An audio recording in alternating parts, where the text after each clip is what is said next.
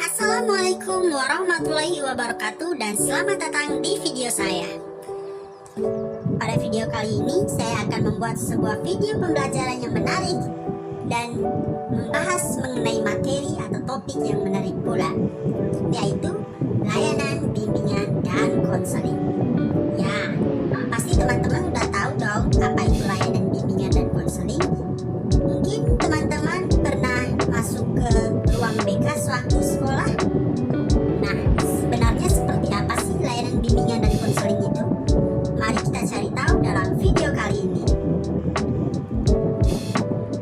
Sebelumnya izinkan saya untuk memperkenalkan diri, karena seperti yang kita tahu bahwa tak kenal maka tak sayang. Jadi saya akan memperkenalkan diri secara singkat di video ini. Jadi nama saya Muhammad Azwan dari kelas B Pendidikan Bahasa Jerman, Fakultas Bahasa dan Sastra Universitas Negeri Makassar. Sebelum kita mulai, saya akan membacakan suatu quotes atau kata-kata bijak dari seorang Karl Zucker yang berbunyi, anak-anak tidak berharap untuk dipahami, tetapi dicintai oleh orang dewasa, meskipun cinta itu diungkapkan secara tegas dan kaku. Wow, sangat dalam sekali maknanya teman-teman. Nah, di video kali ini kita akan membahas beberapa poin penting. Yang pertama, mengenai pengertian pengelolaan layanan bimbingan dan konseling. Yang kedua, mengenai tujuan pengelolaan layanan bimbingan dan konseling. Yang ketiga, mengenai fungsi pengelolaan layanan bimbingan dan konseling. Yang keempat, mengenai jenis-jenis layanan bimbingan dan konseling. Nomor 5, mengenai bidang pelayanan bimbingan dan konseling. Nomor 6, metode pelayanan bimbingan dan konseling. Serta yang ketujuh, peranan guru dalam layanan bimbingan dan konseling. So, mari kita langsung saja mulai dengan pokok pembahasan kita yang pertama, yaitu pengertian layanan bimbingan dan konseling. Nah, sebenarnya layanan bimbingan dan konseling itu apa sih teman-teman?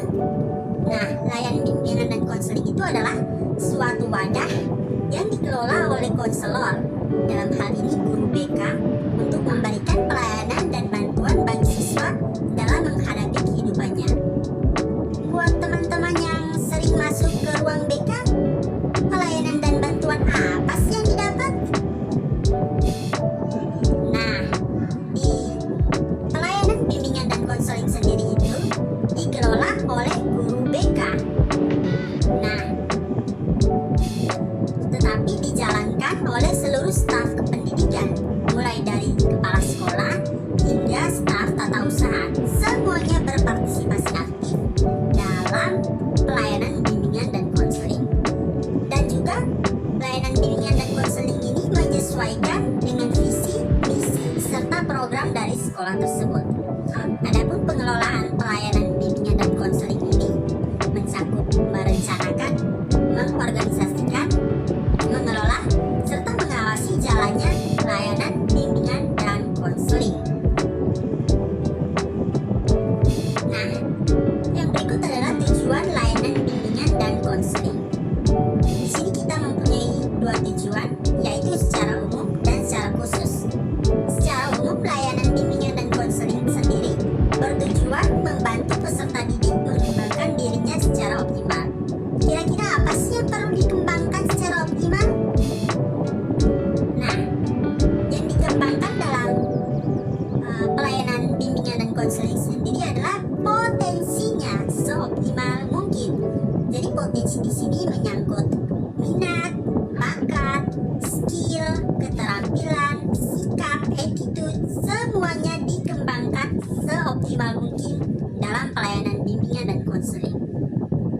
Yang kedua, memperoleh bantuan secara tepat.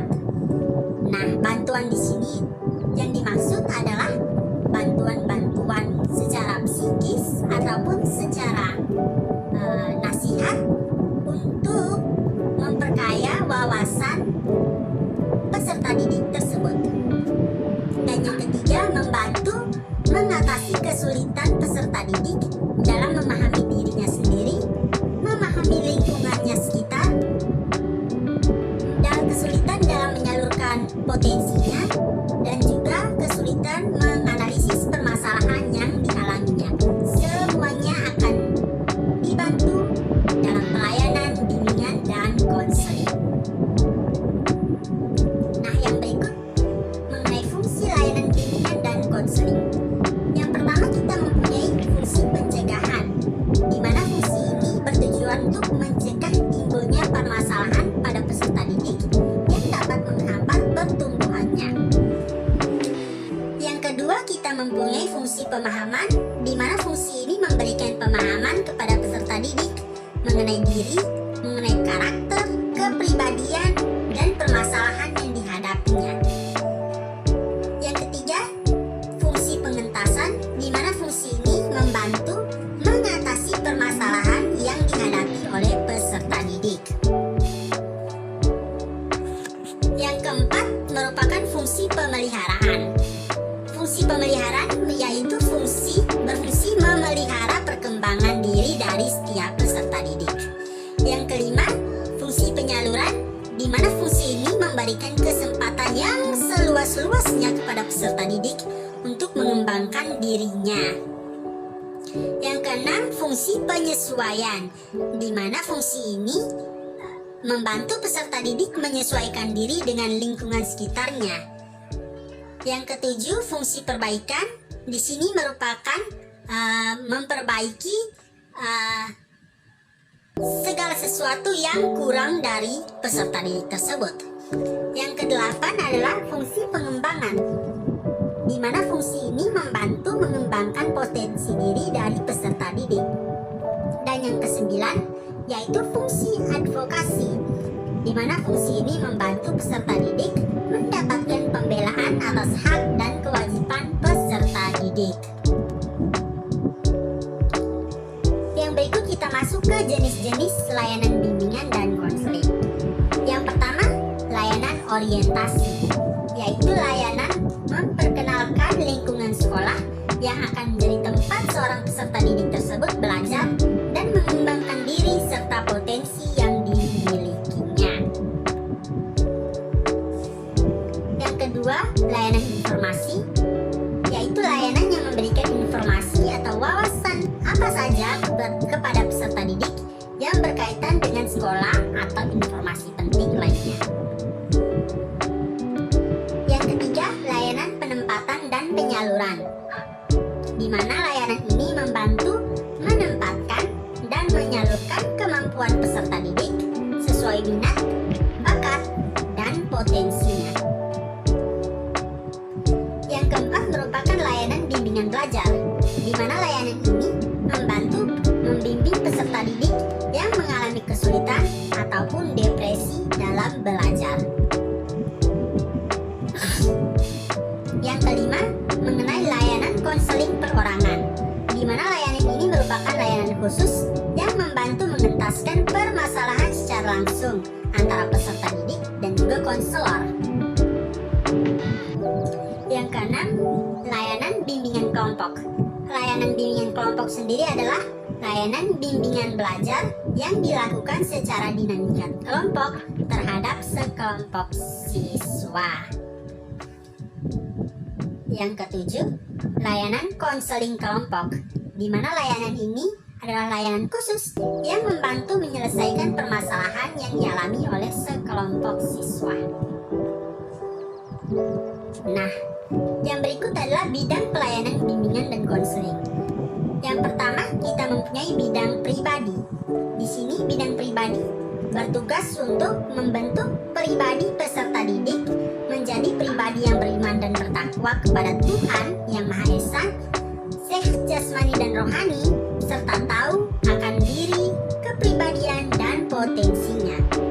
Yang kedua, bidang sosial, di mana bidang ini bertugas untuk membantu peserta didik mengenali lingkungannya yang juga dilandasi dengan budi pekerti, sopan santun, dan juga berakhlak mulia. Yang ketiga, bidang belajar, di mana bidang ini bertugas menumbuhkan sikap dan kebiasaan belajar yang baik serta mempersiapkan peserta didik memasuki tingkat selanjutnya.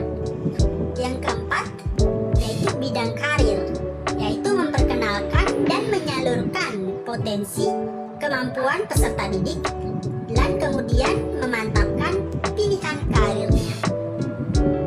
Jadi bagi-bagi teman-teman yang bingung, teman-teman bisa sharing dengan guru BK sehingga bisa mendapatkan solusi terbaik dari permasalahan tersebut. Yang berikut kita masuk ke metode pelayanan bimbingan dan konseling. Ada 3 metode di sini yang digunakan dalam pelayanan bimbingan dan konseling, yaitu yang pertama, metode direktif, di mana konselor memberikan pelayanan bimbingan dan konseling secara langsung kepada peserta didik, biasanya melalui ceramah-ceramah, nasihat, ataupun hukuman secara langsung kepada peserta didik. Yang kedua, metode non-direktif, di mana di sini konselor menampung terlebih dahulu permasalahan dari setiap peserta didik, dan peserta didik di sini bebas menyuarakan pendapatnya mengenai permasalahan yang dialaminya tersebut. Dan yang terakhir yaitu metode eklektif, di mana metode ini merupakan gabungan dari metode direktif dan juga metode non-direktif. Metode eklektif ini dianggap sebagai metode yang paling efektif dalam pelayanan bimbingan dan konseling karena sudah terbukti dari beberapa pengalaman guru-guru BK yang ada di sekolah-sekolah. Yang berikut yaitu peranan guru dalam pelayanan bimbingan dan konseling. Ternyata bukan cuma guru BK yang berperan aktif dalam pelayanan bimbingan dan konseling, tetapi juga guru mata pelajaran dan wali kelas. Seperti apa sih peranan mereka dalam pelayanan bimbingan dan konseling?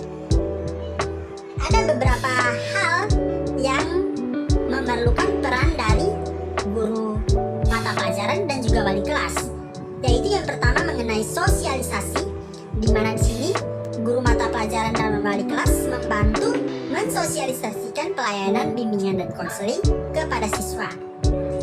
Yang kedua mengenai identifikasi, di mana di sini membantu konselor mengidentifikasi permasalahan yang dialami siswa. Yang ketiga merupakan pengembangan, yaitu mengembangkan suasana kelas serta hubungan antar warga sekolah. Yang keempat, mengumpulkan informasi, di mana guru mata pelajaran dan wali kelas membantu mengumpulkan informasi dan data mengenai peserta didik. Dan yang kelima, yaitu penyelesaian, di mana guru mata pelajaran dan wali kelas membantu menyelesaikan permasalahan yang dialami oleh peserta didik. Oke, sekian hasil dari video pembelajaran saya. Terima kasih sudah menonton videonya. Kurang dan lebihnya saya mohon maaf. Jika ada lebihnya, maka itu saya ikhlas. Terima kasih dan sampai jumpa di video selanjutnya. Wassalamualaikum warahmatullahi wabarakatuh.